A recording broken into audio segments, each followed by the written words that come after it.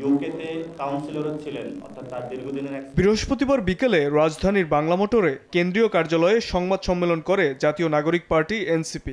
সেখানেই আনুষ্ঠানিকভাবে দেওয়া হয় জাতীয় নির্বাচনের জন্য মনোনয়ন ফর্ম বিক্রির ঘোষণা। আমাদের যে কেন্দ্রীয় কার্যালয় এখন যেখানে প্রেস কনফারেন্সটা হচ্ছে, সেখানে এসে মনোনয়নপত্র জমা দিতে পারবেন।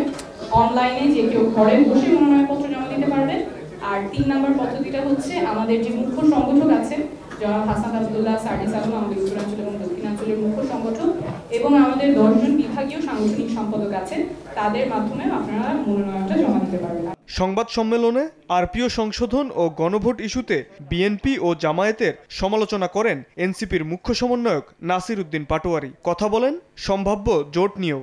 এই আরপিওটা, যে সংস্কার প্রক্রিয়ার মধ্যে যে আরপিওটা এসেছে, আবার তারা সরকারকে চাপ দিয়ে একটা ষড়যন্ত্রের মধ্য দিয়ে এটা পরিবর্তনের চেষ্টা চালাচ্ছে। গণভোট আগে হবে নাকি পরে হবে, এটা নিয়ে পুরো বাংলাদেশে মিছিল মিটিং চলতেছে। বিএনপি এবং জামায়াত ইসলাম যদি সংস্কার প্রক্রিয়াগুলো একটি জায়গাতে আসে এবং তারা যদি সংস্কারের ভবিষ্যতে বাস্তবায়ন করবে এ মর্মে প্রতিশ্রুতি দেয়, তাহলে বিএনপি অথবা জামায়াত যে কারোর সাথে আমাদের জোট হতে পারে।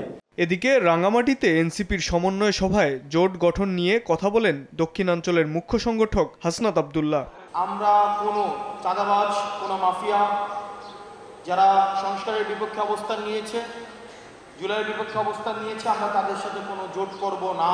যারা বুলেট নিয়ে প্রস্তুত আছে, জনগণ তাদের ব্যালটের মাধ্যমে জবাব দিবে বলেও মন্তব্য করেন তিনি। আপনারা বুলেট নিয়ে প্রস্তুত থাকুন, জনগণ আপনাকে ব্যালটের মাধ্যমে প্রত্যাখ্যান করার জন্য প্রস্তুত রয়েছে। শাবাব ওয়াসি, সময় সংবাদ, ঢাকা।